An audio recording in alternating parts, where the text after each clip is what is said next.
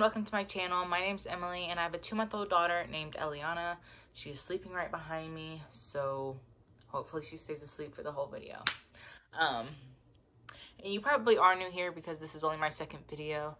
My last video was a day in the life of a newborn, so if y'all want to just go check that out. It's just like a little vlog. It's kind of long, but it's basically just following me throughout the day.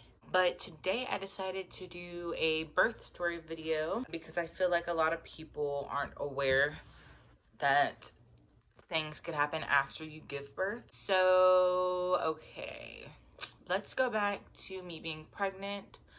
I had gestational diabetes, so I had to give myself a shot 4 times a day in my stomach, and I had to prick my finger 4 times a day as well. It sucked very bad.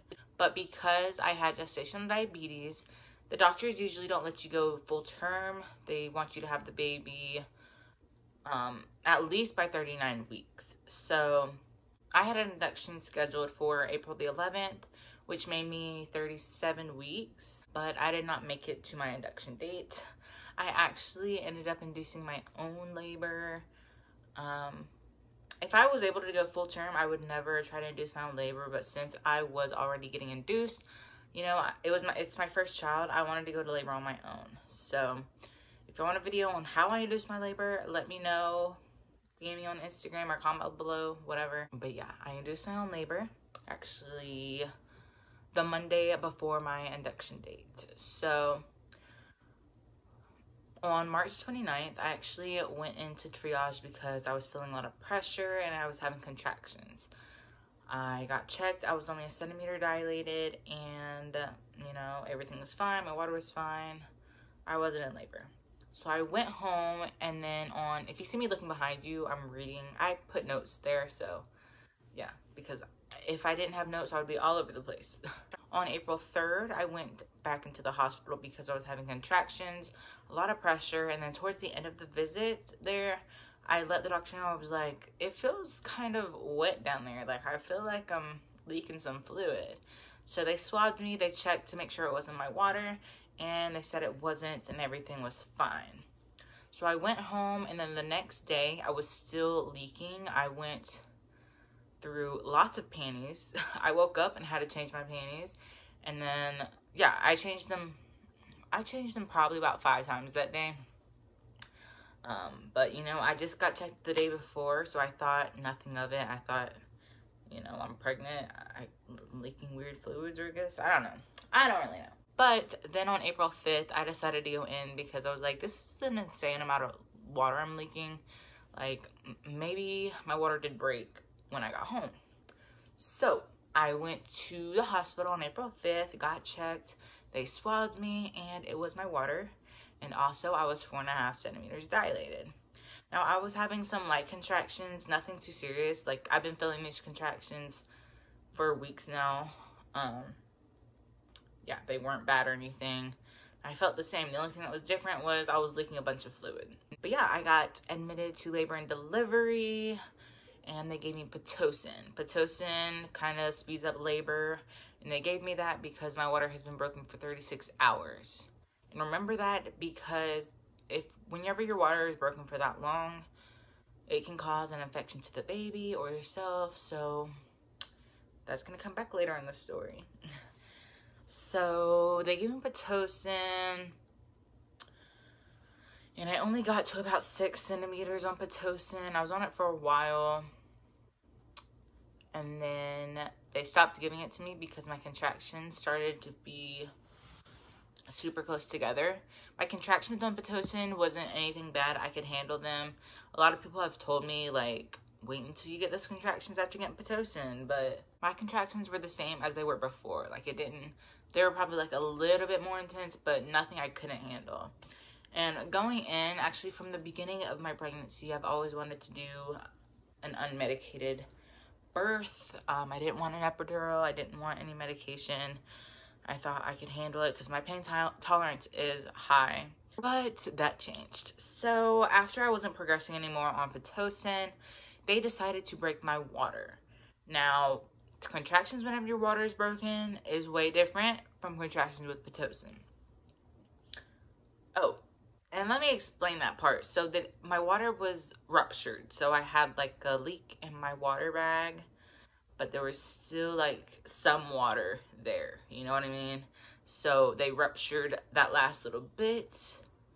And then my contractions went from 0 to 100 real quick. My contractions were super bad. I was literally crying on the floor. It was horrible. Probably about maybe an hour later, I decided to get some medication, not the epidural. I forgot what it was. It was a pain reliever or something. They said it really works. It did nothing to me. I wish I knew the name of it. I would have let y'all know. But yeah, the pain was still so bad. I couldn't handle it. So I asked for the epidural. Once I got it, everything was so smooth. First off, the epidural didn't hurt at all. Like, it was just a little pinch, like getting your blood drawn. That's what it feels like. So they did that, and then the left side of my body was numb, really numb, but the right side of my body, I could still feel some of my contractions. They weren't as bad, but I could still feel them, and they were getting annoying. So I upped my dose of the epidural and flipped over to my right side to try to make the medicine go more towards on my right side. And eventually, probably around 30 minutes later, I was fully numb. I couldn't move my legs. I didn't feel a thing. Like my boyfriend, who was putting on socks, and it felt so weird. Like, I couldn't feel it, but it was just, I don't know, it was weird. It felt like tingly, you know? You know, like whenever you go to the dentist and they numb your gums? That's what it feels like on your legs, but times 100. So after that, they checked me a little while later, and I was fully dilated. I guess my body just needed to relax to help me dilate more. So I say I was fully dilated around 8 p.m. And mind you, I went in around 9 a.m. that morning. So around 8:30, around 8:15, I was fully dilated. So we decided to do some practice pushes, and I pushed once, and her head was right there, so I couldn't push anymore. Yeah, she was ready to come out. So after that, the nurse had called the doctor, and he was around 30 minutes away. And mind you, I could wait. Like, I didn't feel pressure. I didn't feel anything.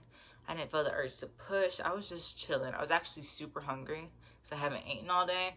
So I was just waiting on the doctor, and then whenever he arrived, my daughter Eliana was born 4 minutes later. And I will put in the video.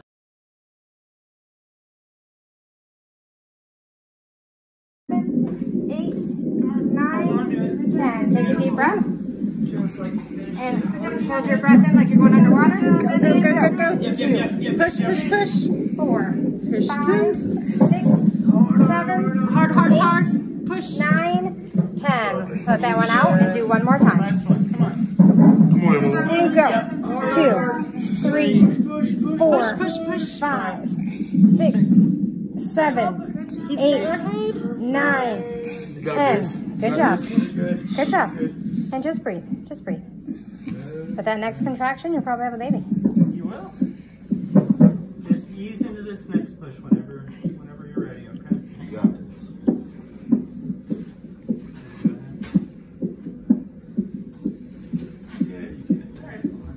Deep breath in and then ease into it, okay? Perfect. Good job. All right, keep going, baby's almost Keep it done. going. You got it, Mama. There she is. You got it. Her head's push. Big push. Good job.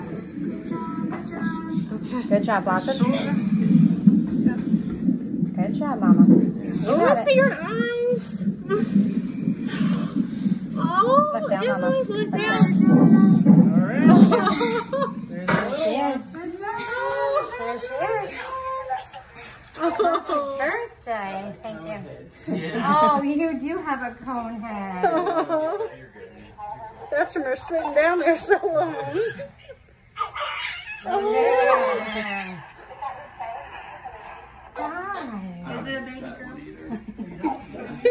You better be a girl. It's a girl. Who's cutting the cord? Yeah, I'm ready. All right, just wait. Just wait. Let us put the clips on.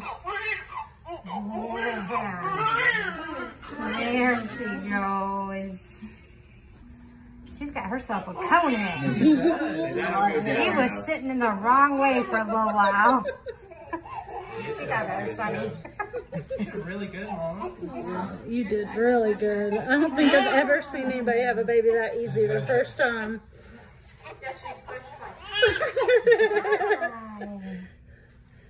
Happy birthday. She looks great. She does. 908. What was your bet? She lost $20, man. I was about to get a lot more expensive, to be honest. Ain't that the truth? That's hilarious. And then I put them on like right here in the leg. And I'll grab that. Yeah. And then you can cut like right in there, like closer to that one. There you go. That's Yep. perfect, man. Gotta chew like Beautiful. Good. Oh, she's Come mad. here, sweet girl. Let's turn you this way so I can see what you're doing. Oh, seems Hi. serious. Let's wipe your face. Let's get that yucky stuff off your face. Yes. Look at your chubber cheeks. Look at those cheeks. She's got her daddy's nose. Yeah. Oh. Yeah. Oh, look at her tongue. Sticking her tongue out.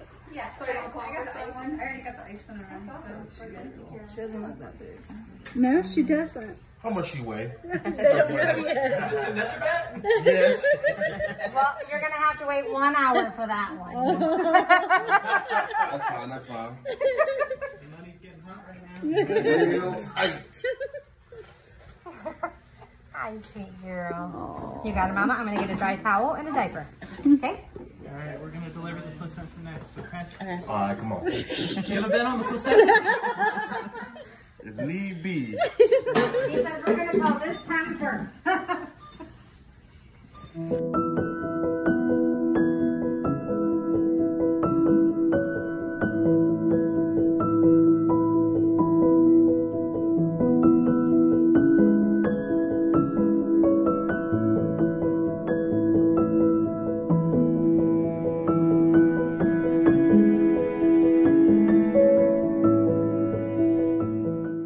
After she was born, everything was great. After my epidural wore off, I could walk around. I could go to the bathroom easily. I wasn't in any pain. They kept offering me pain medication, but seriously, I had like no pain at all. So I was good to go. We went home on April 7th. Everything was good. We were just chilling, enjoying our new life. Then she had her first doctor's appointment on April 9th. When we went, you know, we were just expecting, you know, she's gonna lose a little bit of weight. Everything's gonna be good, you know? So her jaundice was really high or low. I don't know which one's worse. But yeah, her jaundice levels were not good. She was very yellow. She had a low body temperature, and it was raining and it was kind of cold that morning. So I think that's the reason for her temperature. And then also her blood sugar was low as well. Now with me having gestational diabetes, that could happen with your newborn having low blood sugar. So they had to call the ambulance for us and send us to the children's hospital because of her jaundice and her everything else. So it's just their protocol. They have to do it by ambulance. So when we got to the children's hospital, they did some blood work on her and they found out that she has an infection. Didn't know what type of infection, so they had to do a spinal tap on her, which was basically me getting an epidural. They put a needle on her back and get some spinal fluid to test for meningitis and stuff. So they had to do that as well. Everything came back negative. They didn't know what the infection was from, but it turns out it was actually from me, because of my water being broken for 36 hours, like I said in the beginning of the video. So yeah, they put her on some antibiotics and she was better. She was good. And then she was under the lights. We had to stay in the hospital for 2 days, I think. So she was under the lights for, I think, like a day and a half. Her pediatrician actually told me to supplement formula because she wasn't getting enough from my breast milk. Now, I've always wanted to breastfeed, like breastfeeding. That's just what I always wanted to do. My mom breastfed us. So, you know, I just wanted to do what was best. But unfortunately, I couldn't. I wasn't producing enough, and it's actually really hard. Like, and I have big breasts, so it's really difficult for me to breastfeed. And I was even trying to pump and give it to her in a bottle, but I wasn't producing enough. So I had to formula feed her, which there's nothing wrong with that. That is best. So her blood sugar went up to normal. Everything was good with her. She was good. Now, I'm going to go back a little bit to probably 30 minutes or so after she got her spinal tap. Now, whenever the doctor told me she had to get a spinal tap, I was about to cry, honestly, because, you know, she's just a little baby and I don't want her to be in pain. Turns out she didn't even cry. I had to step out the room because I didn't want to cry. I didn't want to see her in pain. But turns out my boyfriend said she didn't even cry. So she has my pain tolerance.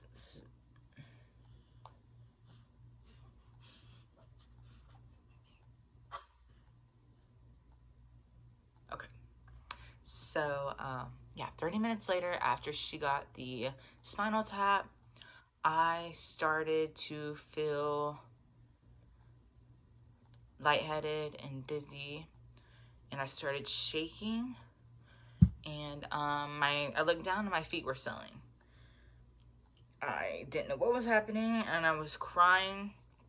I did not feel good at all. I felt like I was about to pass out. So my boyfriend called a nurse in, and they wheeled me up to labor and delivery, or triage, because, you know, I just had a baby. So they did some blood work on me, and they tested my urine, which means I had postpartum preeclampsia. So that's not good. It could lead to seizures, brain damage, all of that. Oh, also my blood pressure was high. So after they told me I had postpartum preeclampsia, I had to get admitted as well. So she was in the hospital for 2 days. No, she was in the hospital for 3 days. I was in the hospital for 2 days. And we couldn't see each other. I was in a different unit.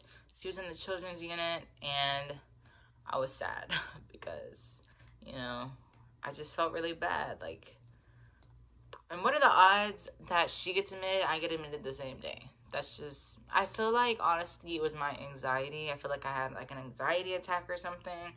And I talked to my doctor afterwards, because my doctor wasn't there whenever that happened. He said he doesn't really think it was postpartum preeclampsia, because it didn't really tell him how much protein was in my urine, and it has to be a certain amount for you to have postpartum preeclampsia. So he thinks it was just my nerves, and like I had an anxiety attack basically because everything that was going on with her. And I think the same thing as well. But anyways, whenever I got admitted, they put me on magnesium, and magnesium makes you feel super hot. So they gave me a fan. I was on that, I think, for a day and a half, and then they took me off of it because my blood pressure was good. I was doing good. I wasn't feeling bad anymore. My swelling has gone down. Everything was good. They just had to monitor me for another day, and I was doing good. So I was released on the 2nd day, and then I stayed with her on the 3rd, on her last night.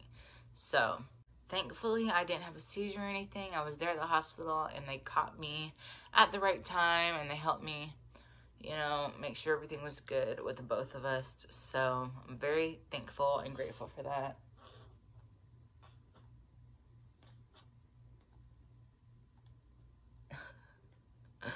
But, yeah, that's my birth story. It's nothing too crazy, but I just wanted to make some of you aware that, you know, you could have postpartum complications, and I wasn't aware of that. I thought, I've heard of preeclampsia, so I thought it was only during pregnancy, you know. I didn't know you could get it afterwards. But, yeah, that's my birth story. She's waking up just in time because the video is over. Bless you. But, yeah, thank you guys for watching. I hope you guys enjoyed it. By the way, I filmed this story like 10 times and I kept messing up. So hopefully this one is the one. But, yeah, thank you guys for watching, and don't forget to subscribe and like this video and follow my Instagram, all that stuff. I'll be posting a lot of videos with her. So, oh, she got her shots yesterday too. She was so grumpy yesterday. I feel so bad, but she did really good. Like I said in my video, she has my pain tolerance, and she only cried for like 10 seconds. So she did good. All right, bye guys.